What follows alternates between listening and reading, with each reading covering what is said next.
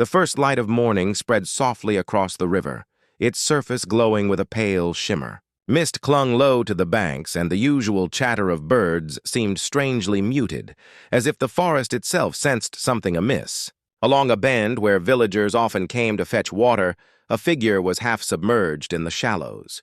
It was enormous, dark, and motionless. At first glance, it might have been mistaken for a fallen log washed down from upstream, but its size, its heavy shape, and the slow lift and fall of its flanks revealed the truth. A crocodile, vast and ancient, lay still against the current. The villagers who first noticed it hesitated at a distance, their feet rooted in the damp sand. Crocodiles were no strangers here, yet their presence was usually fleeting. A sudden splash, a flash of scales, then silence as the animal slid back beneath the surface. This one did not move. Its body seemed heavy, weighed down by more than its own bulk. The water shifted faintly around its tail, where something unnatural glinted beneath the silt and reeds. A wire snare, crudely fashioned, bit into its flesh. The people murmured softly among themselves. Fear was the first response, as it always was in the presence of such a creature. The crocodile was a predator, a master of the river, and one wrong step could be fatal. Yet as they watched, their fear slowly began to change. The animal's breaths were shallow, its vast chest lifting with effort, each exhale rough and uneven. Its eyes were half closed, not with the alert stillness of a hunter, but with exhaustion. "He is suffering," one of the elders said at last, his voice hushed, as though afraid to disturb the fragile moment. The younger men shifted uneasily, their gazes fixed on the tangled tail. The snare looked tight, its sharp metal edges cutting deep where the skin met the mud. The villagers had seen such traps before, set for smaller animals along the river bank, but never had one held something of this size. The longer they watched, the clearer it became. The crocodile was caught, unable to free itself, its strength draining with every futile movement. The river, usually alive with splashes and darting fish, seemed unnaturally still. Even the reeds swayed with a slower rhythm, their tips bending under the weight of morning dew. The sound of water dripping from their stalks marked the silence like a steady heartbeat. The crocodile gave a faint shudder, its tail twitching once against the wire, then falling limp again. The villagers drew in a collective breath, their bodies leaning forward as though compelled by something stronger than fear. For generations, they had respected the crocodiles, keeping their distance, sharing the river but never intruding upon the animal's dominion. Yet here, before them was a creature undone, not by age or battle, but by something human-made. It was a sight that unsettled them deeply. The predator, once an untouchable figure of strength, now lay bound and vulnerable. The villagers could not look away. One boy edged closer, his bare feet sinking into the mud, but his mother pulled him back sharply. The risk was clear, even to the children. A single movement from that massive tail could sweep a person from their feet. A sudden snap of jaws could end a life in an instant. Yet the crocodile did not lunge, did not strike. It only breathed slowly, painfully, as though each inhale weighed heavier than the last. The crowd thickened as word spread through the settlement. Women carrying water jars paused, setting them down in the sand. Men with fishing nets on their shoulders stood shoulder to shoulder, staring into the shallows. Even the smallest children fell quiet. No one laughed, no one shouted. The river had drawn them together in a hush, a stillness they could not break. The elder's words lingered in the air. "He is suffering." It was not a call to action, nor a command. It was a truth spoken aloud, one that pressed against each heart gathered on the bank. No one had planned for this moment, yet here it was, heavy and unyielding, waiting for their decision. The crocodile shifted once more, its eye opening to a thin golden slit that caught the light. For the briefest moment, it seemed to glance toward the figures on the shore. Then its body sagged again into the current, the wire snare glinting faintly beneath the murky water. The villagers stood unmoving, bound by both fear and compassion, and though no choice was made yet, the weight of what lay ahead pressed down upon them all. The sun rose higher over the river, its warmth spreading across the village, but the heaviness in the air did not lift. The people lingered along the bank, their eyes fixed on the trapped crocodile. The debate had already begun. Some spoke of danger, reminding the others of the power locked within that massive body. Even weakened, a single strike of its tail or the sudden snap of its jaws could maim or kill. Yet there were those who could not ignore the way the animal's chest rose with labored effort, how its tail lay twisted and still beneath the wire. They argued quietly that no creature deserved such an end. The voices rose and fell in turns until at last they gave way to silence. The crowd seemed to breathe as one, and the weight of decision settled over them. They would try. It was not a choice born of bravery nor of defiance, but of necessity. To walk away now would leave the crocodile to a slow, cruel death at the edge of their lives. The people could not bear to let that happen. Men disappeared into their homes and returned with ropes coiled over their shoulders, their hands steady though their hearts carried unease. Women cut long stalks of bamboo, stripping them smooth to serve as poles, strong enough to hold the animal steady if needed. Machetes, sharpened the night before for ordinary tasks, were now carried with new purpose. The tools of daily life had become instruments of rescue. The group moved as one, stepping carefully into the shallows where mud clutched at their ankles and reeds brushed against their legs. The water was cool, carrying the smell of silt and vegetation, its surface rippling faintly with the slow stir of the crocodile's breathing. The animal shifted once, a low vibration rising from its throat, but it did not lunge. Its strength seemed spent, its body sinking slightly deeper as though even the effort of staying afloat weighed too heavily. Those closest to it paused, their breath caught in their throats. Hands tightened on the ropes, knuckles pale with the strain of holding steady. Fear was there, quiet and undeniable, yet it moved alongside compassion, the two entwined in equal measure. They had chosen to help, and now there was no turning back. One man bent low, easing the rope into the water, guiding it gently toward the crocodile's tail. The current shifted around him, swirling with flecks of mud as the line slid closer. Another steadied a bamboo pole across the animal's flank, pressing lightly to keep its body from thrashing. The villagers' movements were slow, deliberate, measured in heartbeats. The crocodile's eye opened, a narrow slit of gold beneath its heavy lid. It did not flare with sudden violence, but it watched. Its body quivered once, muscles tightening beneath rough scales, then slackened again. A faint sound came from one of the men, scarcely more than a breath. "Easy now." His words drifted over the water, less command than reassurance, spoken as much for himself as for the animal. The rope found its place, looping gently over the snared tail. Fingers worked with precision, pulling the knot tight without jerking, without haste. Mud rose in soft clouds curling upward in the disturbed water, but no one faltered. They were bound to their task, steadying their fear with the rhythm of careful steps and quiet breaths. For the first time, people and predator were linked by circumstance.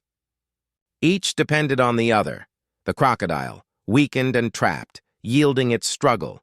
The villagers, fragile and exposed, trusting that their patience would protect them. The river carried their silence, broken only by the faint lap of water against their legs.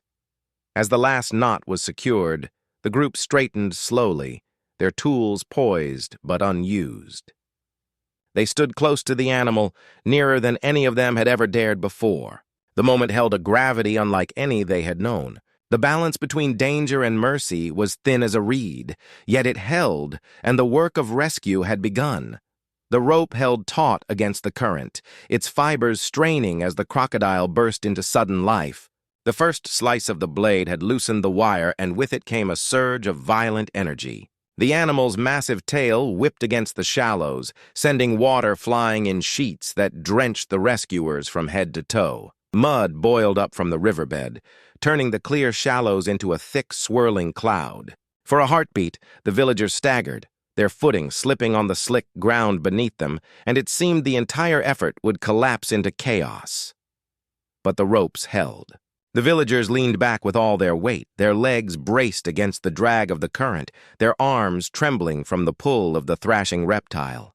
The bamboo poles pressed hard across the crocodile's flank, keeping its body from rolling into deeper water. Every muscle in the animal's frame seemed alive again, fueled by pain and fear, and it struck against its bonds with the force of a storm. The snare dug deeper with each movement. Cutting into the thick hide at the base of the tail, dark streaks bled into the water, drifting upward like ribbons through the mud. A deep rumble broke from the crocodile's throat, neither roar nor hiss, but a guttural sound of strain that echoed in the villagers' chests. The river, once silent, now roared with life, every splash and vibration magnified by the tension between human hands and wild strength. One woman, clutching the rope nearest to the wounded tail, lifted her voice above the turmoil. "Stay strong," she called, her words sharp but steady, anchoring those around her. The sound seemed to cut through the frenzy, a thread of calm in the storm. The others tightened their grips, pressing their heels deeper into the mud, refusing to give way. The machete found its place again. Its edge, dulled by the wetness of silt and fiber, bit carefully into the wire. Each stroke was deliberate, controlled, as though even the smallest mistake could undo all they had risked so far. Sweat ran down the rescuer's temples, mingling with river water, his breath coming in short, strained bursts. Still, he pressed on, his focus unwavering. The crocodile surged again, its body twisting violently, sending a shockwave through the poles and ropes.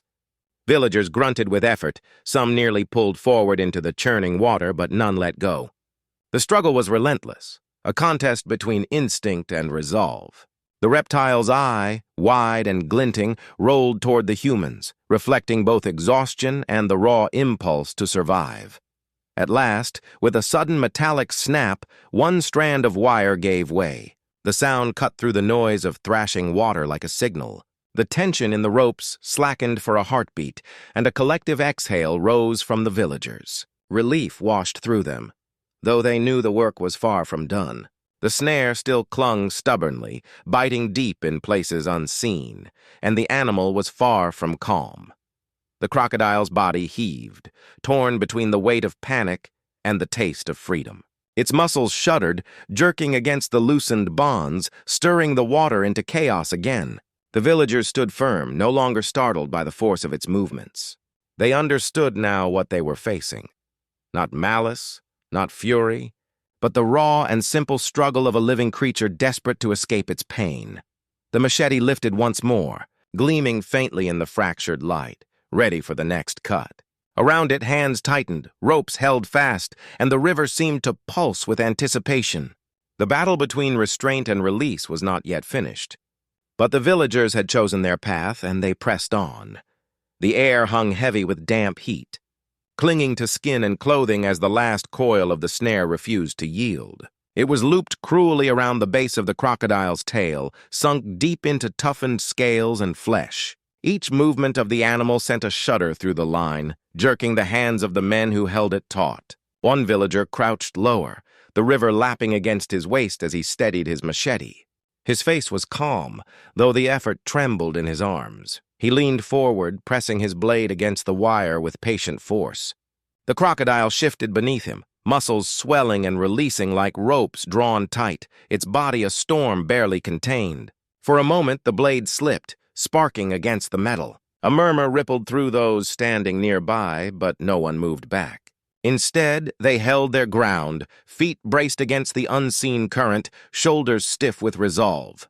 The man tried again. This time, the strike bit deeper, the sound of metal straining against sharp steel. Each cut rang out against the silence, small but decisive. Sweat fell from his brow, mixing with the water below.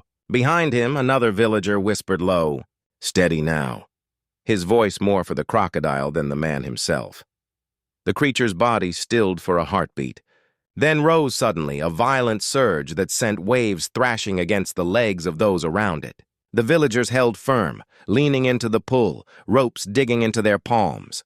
The machete pressed once more, and with a final snap, the last wire gave way.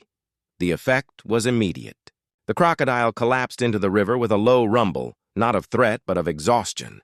Its great body drifted lower, no longer resisting, no longer bound. For the first time in hours, it was free from the cruel bite of the trap. The villagers froze, every eye fixed on the animal. The river hushed around them, its surface trembling only with the faint ripples of their breath and the subtle heave of the crocodile's chest. For a long moment it did not move. Its golden eyes blinked open, heavy-lidded, and turned toward the people standing in a tight circle around it. That gaze lingered, neither wild nor gentle, but steady, unreadable. The villagers stood motionless, shoulders rising and falling with shallow breaths. Even the children who had gathered at the bank held still, their voices caught behind closed lips. The moment pressed in on everyone, fragile and weightless, as though even the slightest sound might break it. Predator and people stood together in a rare truce. No rope connected them now, no weapon barred its path. Only the river, shallow and quiet, held them in the same space. Then, with a sudden force that shattered the stillness, the crocodile's tail swept through the water. The river erupted into spray, drenching those who stood closest. The animal surged forward, cutting through the current with a power untamed, the scales of its back glistening briefly before vanishing into deeper water.